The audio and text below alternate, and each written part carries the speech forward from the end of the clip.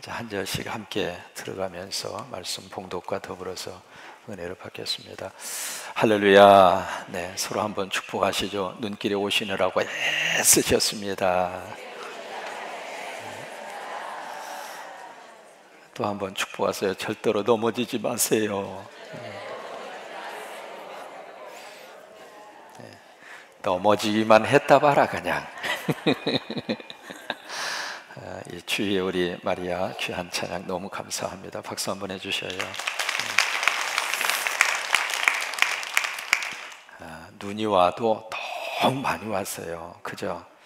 겨울이 왜 이렇게 뜨뜻하냐고 방정맞게 말 몇 마디 했더니 아휴 세상에 갑자기 그냥 여기는요 서 있으면 이쪽에서 황소바람이 들어옵니다.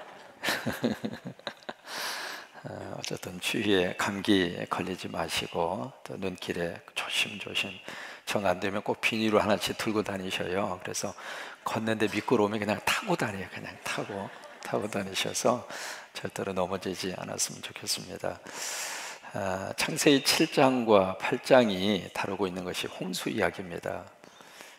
그런데 이 홍수 이야기는 전체 이 세상에 전 세계 부족이 한 200개 부족 가운데 그들 나름대로의 홍수 이야기를 다 가지고 있어요.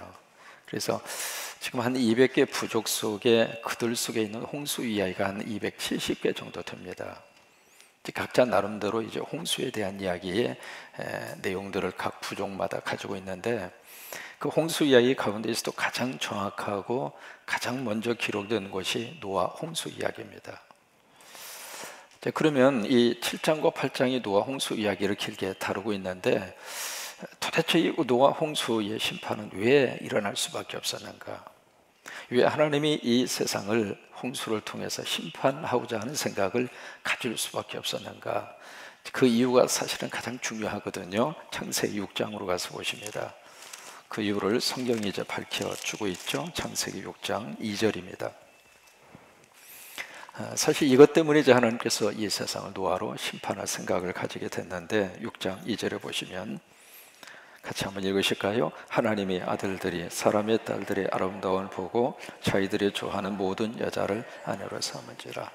사실 평범한 구절이잖아요. 그런데 이 구절 속에 홍수를 통해서 하나님이 세상을 싹쓸이 할 수밖에 없는 하나님의 어떤 홍수 심판의 요인이 이 구절 속에 담겨져 있고 이것 때문에 하나님께서 심판을 하시겠다 그렇게 생각을 하신 거예요.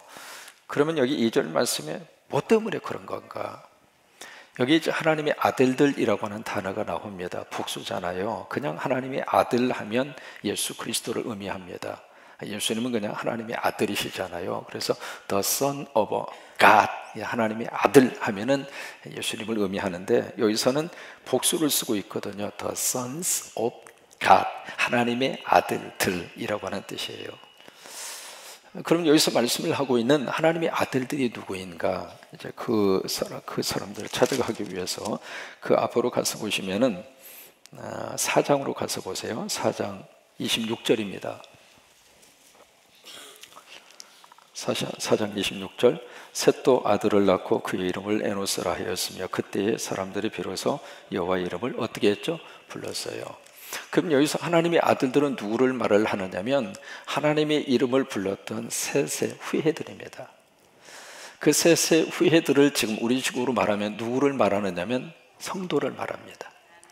그러니까 하나님의 아들들이라고 하는 것은 예수 믿는 사람에 대한 구약적인 칭호거든요. 그리고 예수 믿는 사람들이 모여져 있는 공동체, 교회를 말합니다.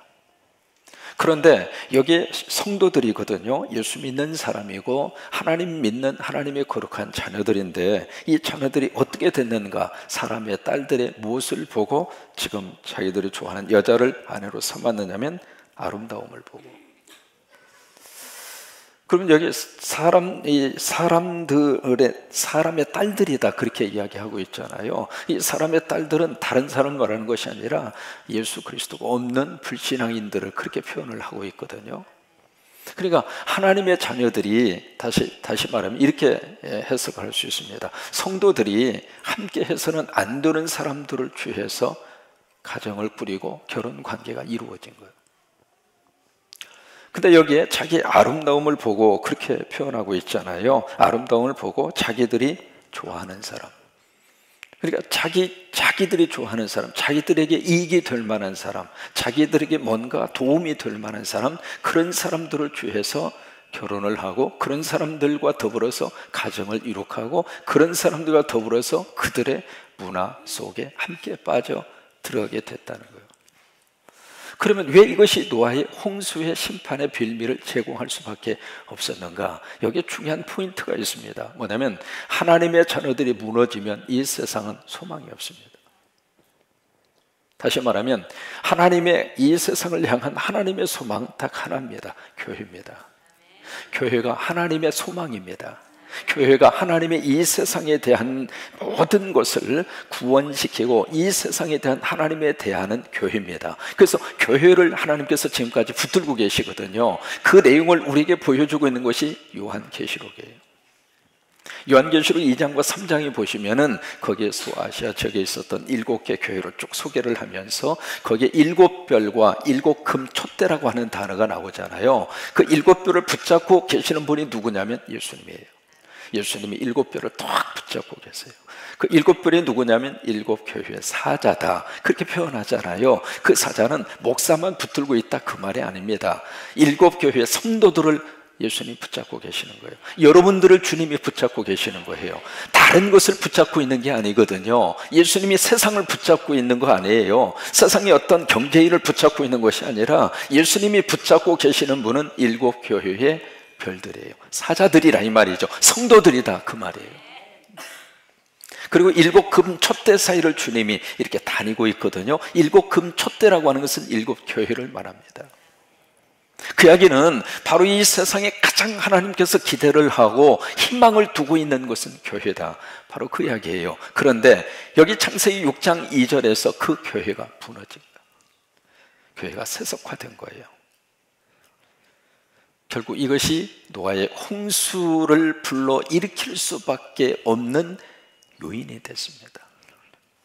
여러분, 어떤 경우가 있어도 교회는 이 세상의 소망으로 하나님 앞에 붙들려 쓰임 받아야 그 교회를 통해서 하나님이 놀라운 역사를 일구어 가십니다. 어떤 일이 있어도 교회는 교회의 존재성을 무너뜨리면 안 돼요. 교회가 이 세상 속에 살고 있습니다마는 교회가 세속화되거나 세상적인 부류 속으로 흘러가거나 세상적인 가치가 교회 속에 그대로 들어오면 안 돼요. 그래서 이것 때문에 결국 노아의 홍수의 심판을 받게 됩니다. 그러면서 7장 1절로 가서 보십니다. 7장 1절. 여호와께서 노아에게 이르시되 너와 내 온 집은 어디로 가요? 방주로 들어가라. 이 세대에서 내가 내 앞에 뭘 봤어요? 의로움을 봤다. 이 의로움이라고 하는 말을 히브리어로 짜디크라고 합니다. 짜디크. 말이 좀 재밌죠? 한번 해보실까요? 짜디크. 이제 의롭다라고 하는 말인데, 이 말의 뜻은 공정한 또는 공평한이라고 하는 뜻이에요.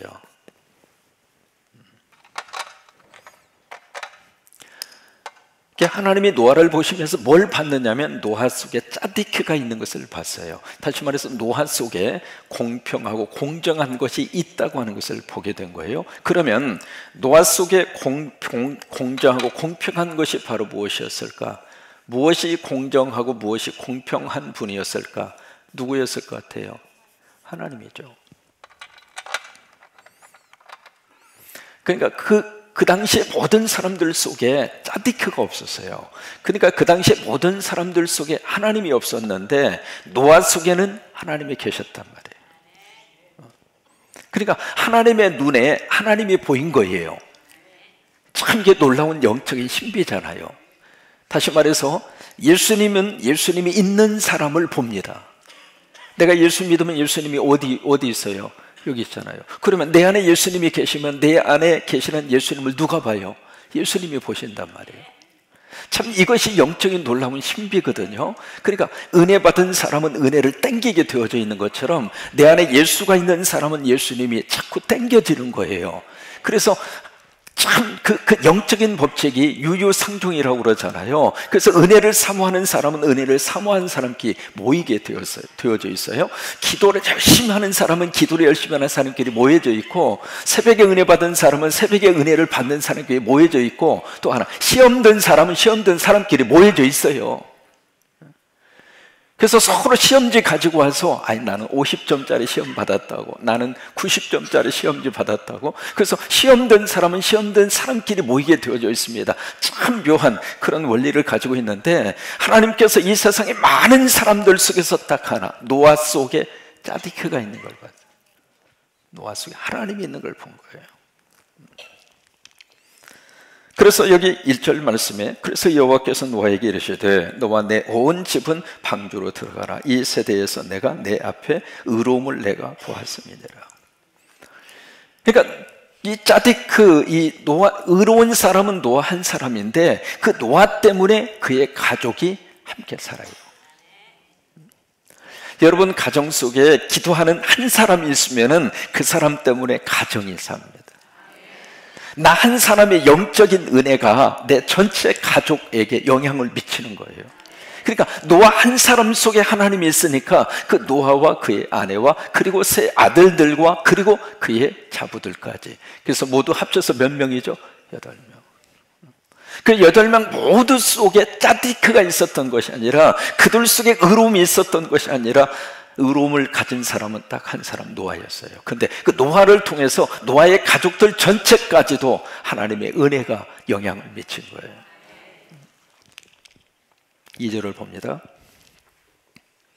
너는 모든 정결한 짐승은 암수 7시, 부정한 것은 암수 2씩은 내기로 데려오며, 공중에서도 암수 7씩을 데려와 그 씨를 온 지면에 유전하게 하라. 지금부터 며칠 동안, 7일이면, 그러니까 7일 동안 참으라고 하는 거예요. 7일 동안 인내하라. 내가 40주야를 땅에 비를 내려 내가 지은 모든 생물을 지면에서 어떻게 해요? 쓸어버리리라. 이 쓸어버리리라 라고 하는 말이 지난번 우리 함께 공부했던 히브리어 마카라고 하는 단어입니다. 마카.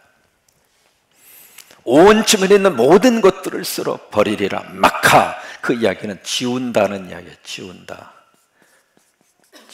지워버리겠다 그 말이에요.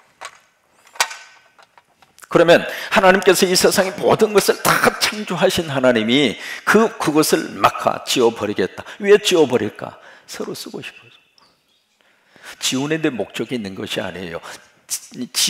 뭔가를 새로 시작하려고 마카, 지우겠다 그 말이에요. 5절을 보실까요?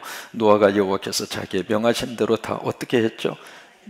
이게 이제 계속 반복되는 단어입니다. 노아의 관계 속에서 이 구절이 계속 반복되고 있는데, 6장 22절에서도 같은 말씀이 나오고 있죠. 6장 22절 위에 부분에 보시면, 노아가 그와 같이 하여 하나님이 자기에게 명하신 것을 어떻게 했죠? 다 준행하였더라. 그 다음에 9절에서도 마찬가지입니다. 9절에서도 하나님이 노아에게 명하신 대로 암수 2씩 노아에게 나와 방주로 들어갔으며, 그러니까 노아는 철저하게 자기 생각으로 이 노아 방주를 준비하고, 그리고 노아 방주를 통해서 구원받는 역사를 일으키는 것이 아니라, 철저하게 누가 시키는 대로, 하나님이 시키는 대로,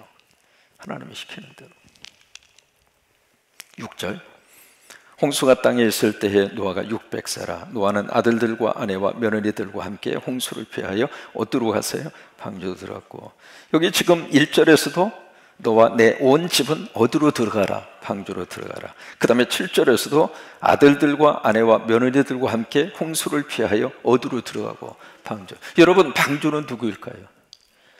교회죠, 교회.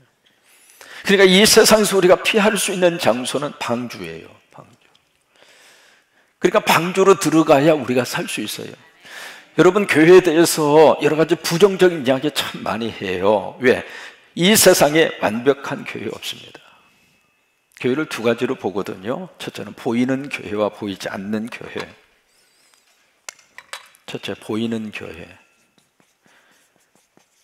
이것을 영어로 visible church라고 그래요. visible church. 비지블이라는 것은 보인다 그 말이거든요. 그 다음에 또 하나는 안 보이는 교회가 있습니다.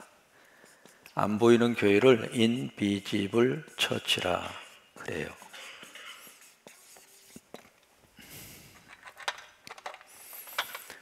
지금 우리가 보이는 교회, 이 보이는 교회를 우리가 비지블 처치 또는 로컬 처치 그렇게 이야기해요.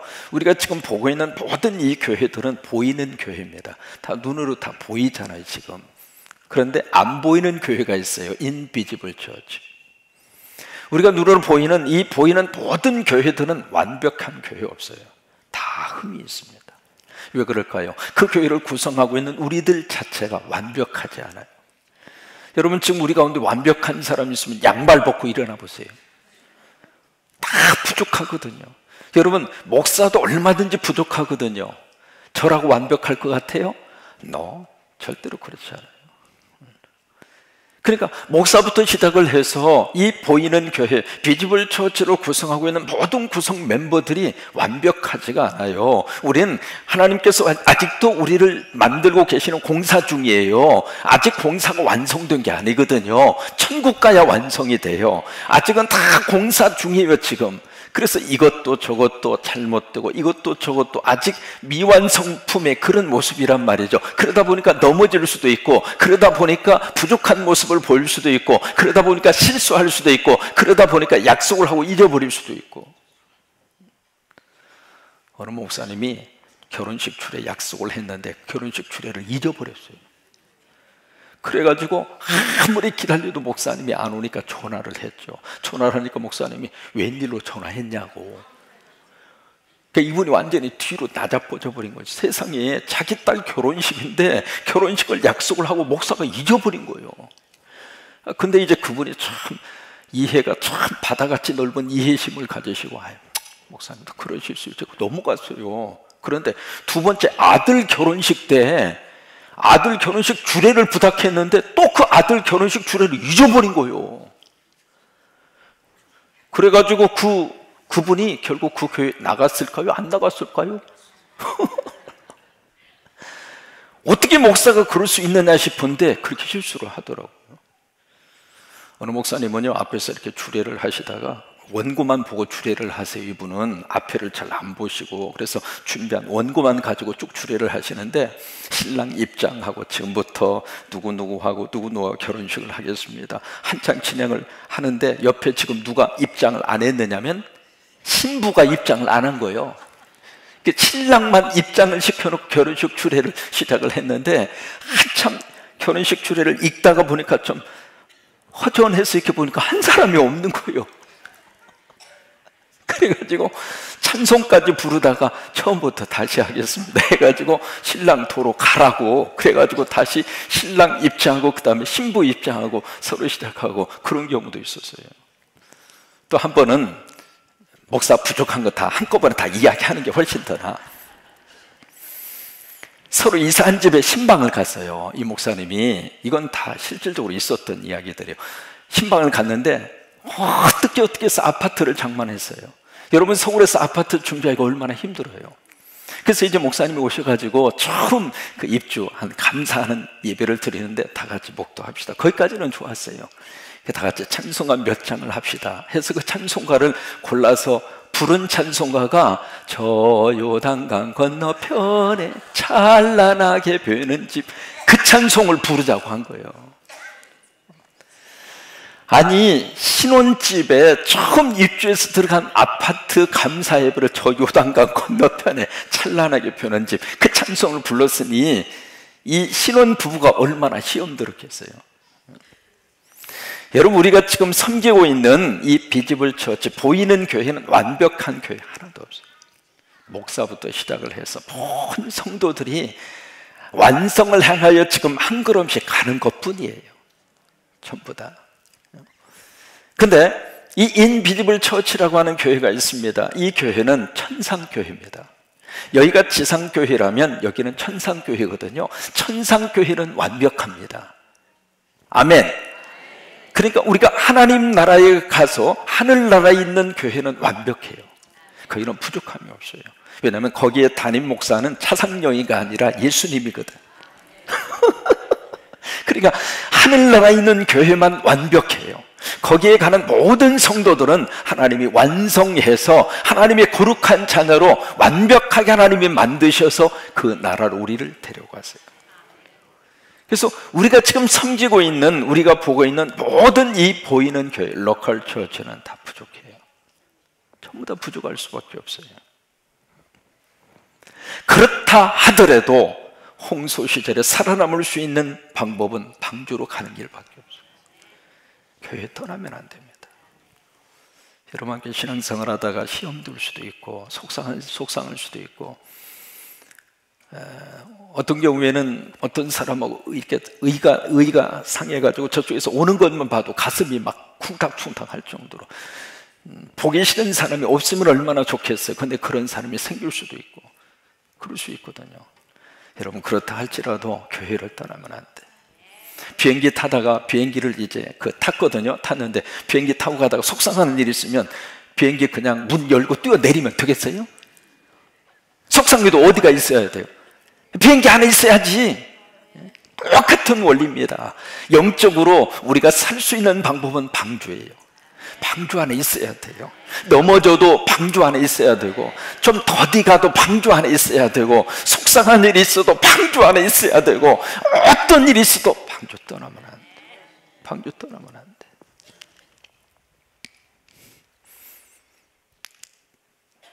10절입니다. 8절. 정결한 짐승과 부정한 짐승과 새와 땅에 기는 모든 것은 하나님이 노아에게 명하신 대로 암수 둘씩 노아에게 나와 방주로 들어갔으며. 그러면 여기서 퀴즈 한번 내볼까요? 방주 속에 들어간 그 짐승의 수가 몇 마리나 될 것 같아요? 방주 속에 들어간, 노아의 방주 속에 들어간 이 짐승의 숫자가 몇 마리나 됐을까? 상당히 많습니다. 우리가 생각하는 것보다 더 많아요. 4만 5천 마리입니다. 그 목사님 그거 어떻게 알 수 있습니까? 그걸 연구한 사람이 있어요. 그러니까 방주 속에 들어간 암수, 그리고 정결한 거, 부정한 거, 암수 둘씩 짝으로 해서 하나님이 창조하신 모든 것들이 다 들어갔거든요.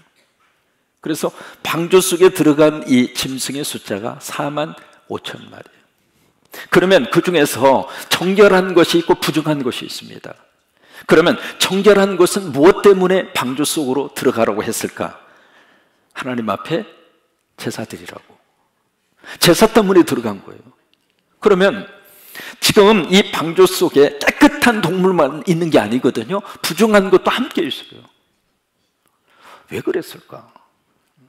그냥 깨끗한 동물만 있으면 얼마나 좋겠어요. 그냥 정결한 거, 순결한 거, 그 동물들만 구별을 해서 방주 속으로 들어가 있으면 좋은데, 그게 아니라 그 방주 안에 정결한 것과 부정한 것이 함께 섞여 있어요. 이것이 마태 13장의 알곡과 가라지 비유하고 똑같은 거예요.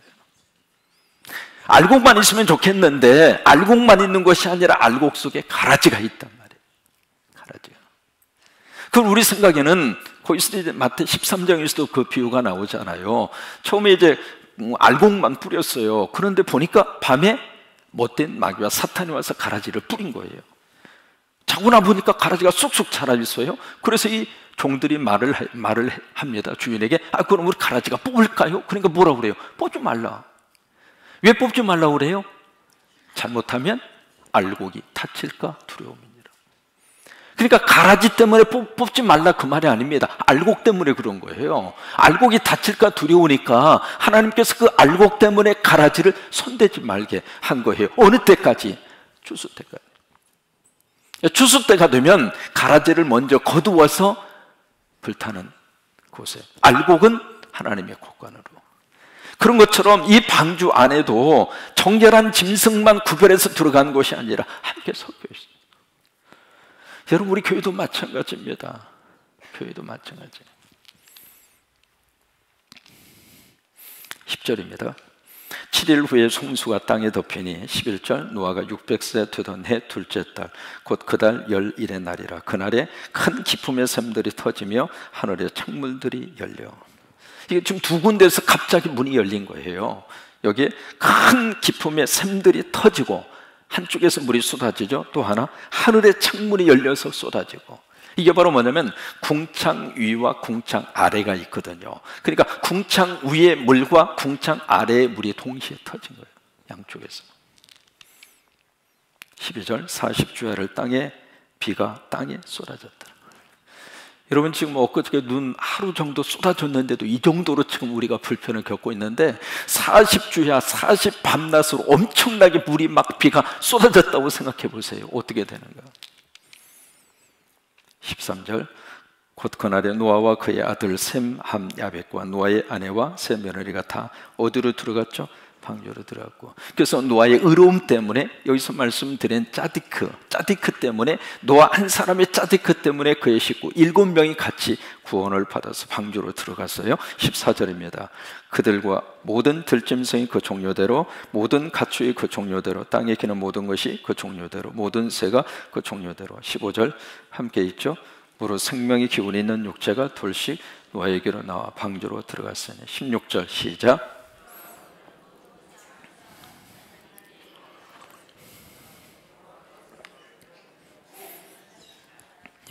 그러면 방주 속에 그 짐승들 노아가 다 불러가지고 들여보냈어요? 아니면 하나님께서 다 들어가도록 했어요?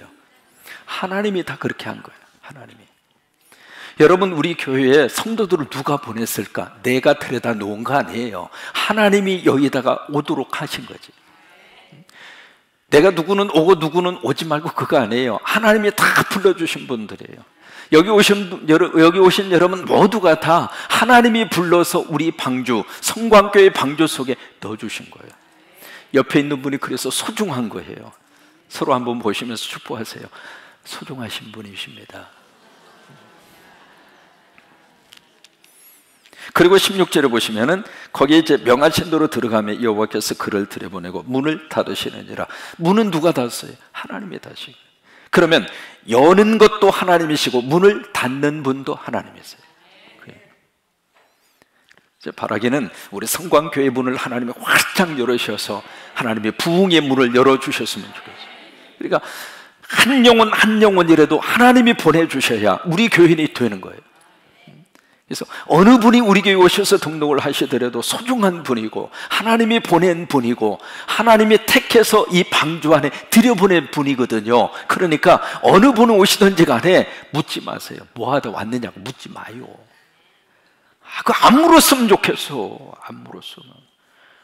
어느 대학 나왔느냐고 왜 그거 물어요? 그 물어서 어디다 써먹으려고. 과거에 뭐 하셨느냐고. 뭐 있으면 어쩌? 중요한 게 지금이잖아요. 지금 예수 믿고 여기 왔다는 것보다 더 중요한 게 어디가 있어요. 그러니까 자랑하고 싶은 것은 가만히 있어도 다 말하게 돼 있어요. 그러니까 묻지 마세요. 말하고 싶지 않는 것은 말하고 싶지 않는 사연에 있는 거예요. 그러니까 어떤 사람이라 할지라도 하나님이 택하셔서 방주로 들여보내준 거예요. 그래서 이 사람도 택해서 방주로, 이 사람도 택해서 방주로. 그리고 때가 되면 하나님이 문을 닫으셔요. 문을 닫으셔요. 17절 홍수가 땅에 40일 동안 계속된지라 물이 많아져 방주가 땅에서 떠올랐고, 18절 물이 더 많아져 땅에 넘침에 방주가 물 위에 떠다녔으며 물이 땅에 더 넘침에 천하의 높은 산에 다 담겼더니 물이 불어서 15규빗이나 오르니 산들이 잠긴지라. 이 15규빗은 지금으로 계산하면 약 한 6.8m입니다.